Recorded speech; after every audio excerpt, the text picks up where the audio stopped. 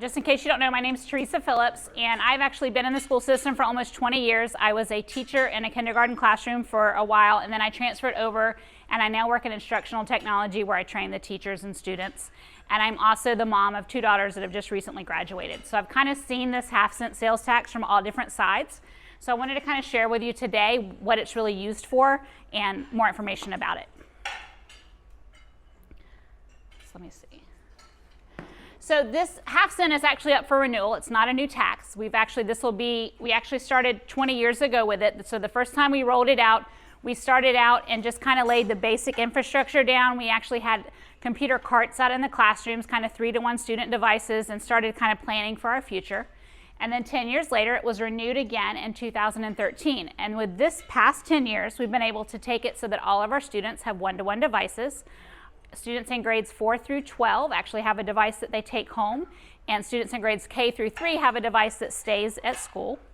And then also all of our classrooms and facilities have wireless internet access and the network set up, and a lot of it also is used for security and safety. And then we have a plan for the next 10 years laid out, which I'm going to go through now, some of the things we plan to do after the renewal. So one of the biggest components or things that a lot of people see the most is the instructional technology that it pays for. And it's more than even just the devices that the kids have and take home. It's also the devices and things in the classroom that the teachers have to teach from. I think there's a lot of teachers, if you actually go out, that actually drive here from St. Augustine and Volusia County to come and teach in our district just because of the tools and things that they have available. And I don't know if many of you have had the chance to come out to our schools and see some of the classrooms, but they're nothing like they were when you were in school. Like the things that they have are way different, which is what they need. And we've kind of always been planning we knew we were training our kids for jobs that didn't exist. But we really didn't realize we were also being prepared to kind of switch on a dime when COVID came to a completely different instructional platform. And our county kind of led the way with that. We were probably the best, most prepared district to do it. Our kids already had devices at home. Our teachers already knew our learning management system, Schoology. The students know how to do it. So basically it was just turning a switch. We added on Zoom and we were good to go. So we didn't have to train our teachers and students. We were able to have that out there for them, and we had the support in place for it. So our kids didn't lose as much instructional time as other schools in the district. I mean, they were weeks before they even got a device, and the teachers had no clue how to put things online. So we were really there and prepared with it. Another part of this that actually helps with is the safety and security of our schools. So part of these funds we use to support that. And I've even put pictures up here just from today. One of the things we're bringing in is controlled access points that'll tell us who enters a door, when they've entered it, when it's come out of it again. We'll also get alerted on some of the exterior doors if they've left open or propped open. All of our schools now have single entry access points. So you'll come into the front office of the school. There is an iPad you sign in with, and it actually does a background check of the visitor to make sure that you're okay and there to go. It'll do a sticker, and then someone buzzes you in to get back in. So we've done a lot, especially with everything going on now in the world, to make sure that our schools are secure and safe, and we continue to kind of evaluate those and see. We have surveillance systems that are set up in the schools, and our sheriff's department, we work with them, they have instant access to any of that from different facilities. So if the worst thing happened and one school had an issue going on, there's a whole control center at multiple places around the county they can instantly access and see exactly what's going on in that school in the hallways and pinpoint it. So there's a lot kind of behind the scenes. I don't think people realize that's there to help make our schools as safe and secure as they can be. Part of the half cent also goes for classroom innovations. It's not all desk and lined up like we were when we were in school. A lot of things now involves collaboration or moving around and working together, and desk and rows with arms just don't really work with that. So we're working to updating some of those classrooms, some of them for just general instruction, and some of them program specific. Like we have a fire class, a fire academy, and that room you go into looks like a fire station. It's set up with the tools you need for that. There's a medical lab, you go in there, it's set up for the training that they need. There's the construction labs, and it's set up and it's exactly for them. So we're kind of customizing those learning spaces to meet the needs of those kids. This is a STEM academy over here where they're set up and they have robotics tables where they're learning to program the robotics to move to solve the problem that's out there. And this other picture you see is the plank that's at the high school, but it's set up to allow kids to come in and work in groups, to work together to do projects. So they have the space they need to kind of prepare them for their future. Part of it also goes to support our Classroom to Careers or the Get There Workforce program that we have coming out. Some of the things, I know some of you are probably aware of them because you guys are a great supporter of some of the programs coming out. But at the high school, like there's a fire academy, and those kids are coming out ready to test and go into the fire department when they graduate. And that's there for them, you know, and that's feeding into us and giving those people that we so desperately need. There's a Law and Justice Academy at Matanzas. And the neat thing is this courtroom that they actually do their mock trials at was built by the construction students at Matanzas High School, came in to build that courtroom for them. So they kind of working together. Sound equipment labs, we've got some agriculture type things going on at Bunnell. And then a lot of it is also, that's my youngest daughter, Tori, but they have the opportunity to, most students now will graduate, a lot of them, and will already have a lot of college credits under their belt. They can be dual enrolled through Daytona State. Because of the devices and things they have, a lot of them are dual enrolled through University of Florida, Emory-Riddle, and come out with those classes, things that wouldn't have been possible without that one device. I mean, like it was so nice that Tori was able to complete her AA, but she was on the high school campus every single day. She would still be able to be active and that type of thing, and she could take the classes she needed even over the summer or just to be there with it. This is more specific to construction. Both high schools have great construction programs. FPC even has students that are being trained on the CNC machines for them to come out. Probably one of the other biggest ones that you might not even think about, but both schools have great digital design programs. I mean, there are kids in high school now that you could employ or coming out of high school that have amazing skills in digital design that could do your website for you, that can do brochures and posters that are right there being trained coming out. And it even starts down in the younger grades with the building and construction. Like I said, and I've kind of seen this firsthand with both girls just recently graduating. My oldest, Taylor, graduated 3 years ago. She came out almost with her AA. She went right on to, she now has her bachelor's in nursing and has come back and is working at Advent at the emergency room here and right down the road. And then my youngest daughter, Tori, actually just graduated and she's at UCF. And I wish she could have been here today, but she can't. But she did send me a video. So I really didn't see it. I don't think the kids realized, like they thought it was commonplace that everybody has the opportunities that they have. But when they went off to school, they'd call me, they'd be like, Mom, these kids, they don't know how to do a presentation. They don't know how to share a document or work together. Like, how do they not have this? And I'm like, you don't realize the opportunities, what you guys learned kind of as a side effect from your general school, the skills that you've gained from being here.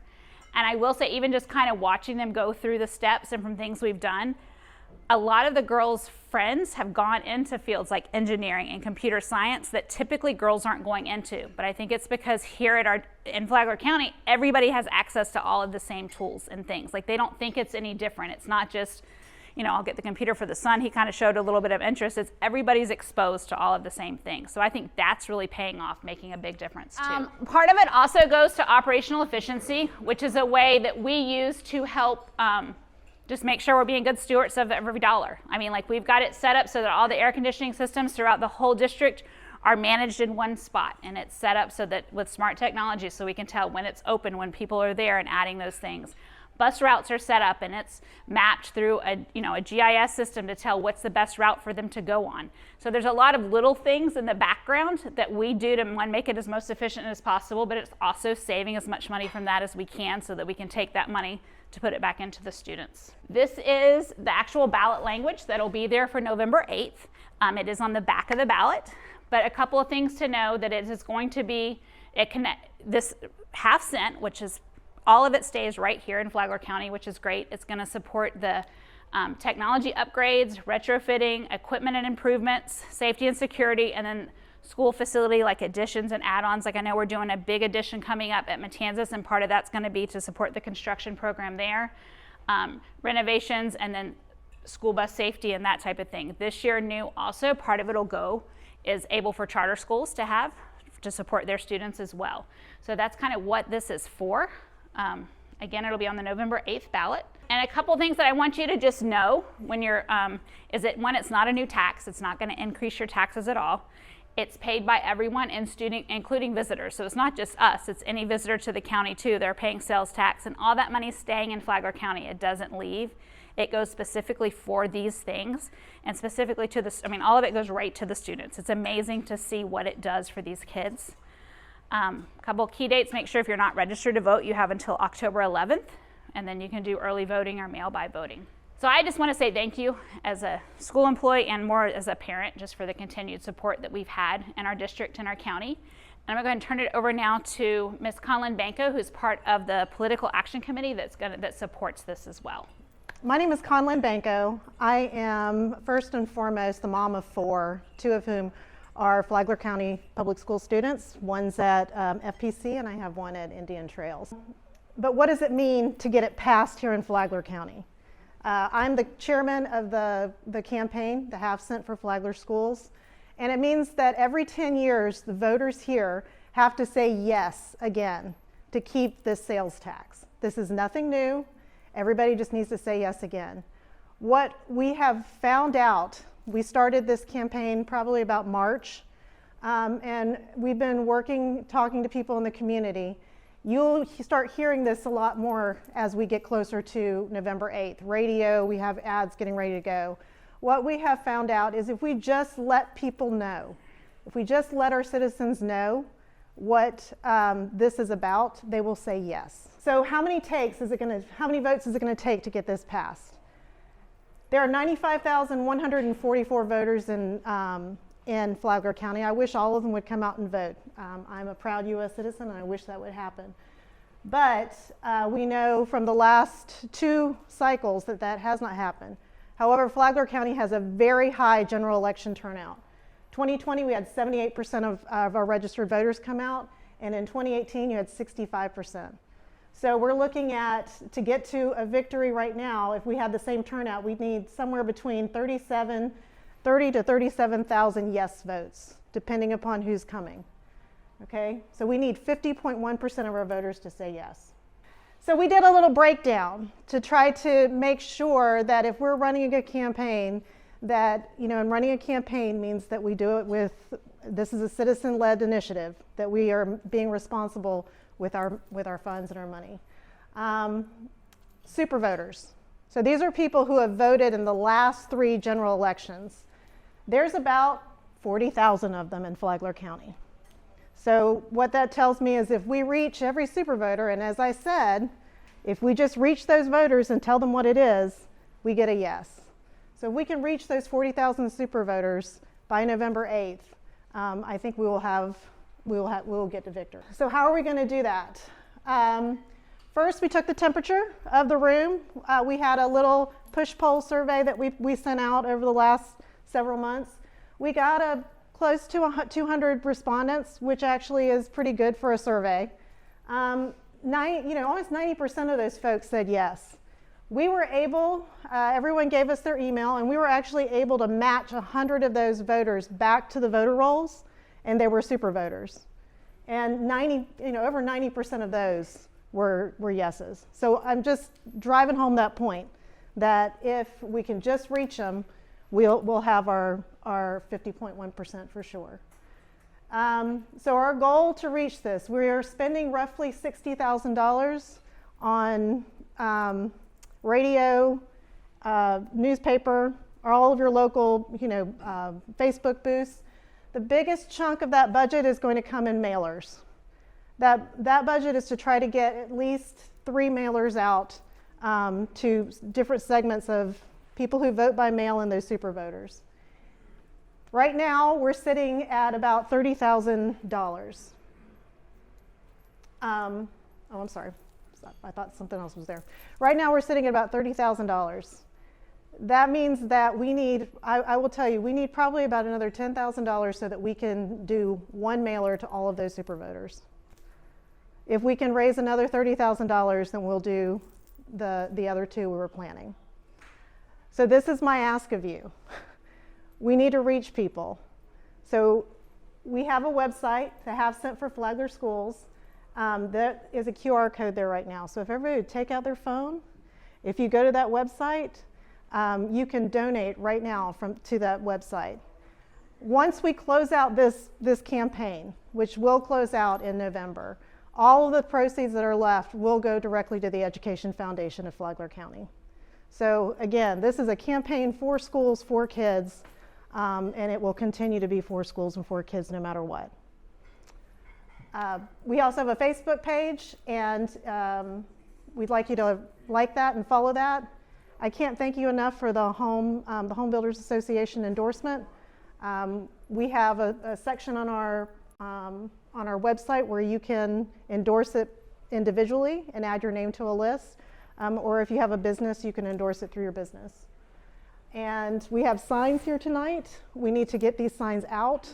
They're not going to do us any good in a garage or going out on November 9th. We also have large signs that are getting ready to go out this weekend. If you have a business or you would like a 96 by 48, if you really want to show your support, we have a sign for you. But we do have the signs back there. And we do have the yard signs right here. If you would like to join Teresa and Maria for a lunch and learn, the Education Foundation is hosting tours, and you can go to their website. I'm sorry I don't have the QR code or the website up there, but you can go to the Education Foundation's website and sign up for a tour. There is one next Wednesday. Next Tuesday, for anyone that would like to go. But again, let's not leave this to chance.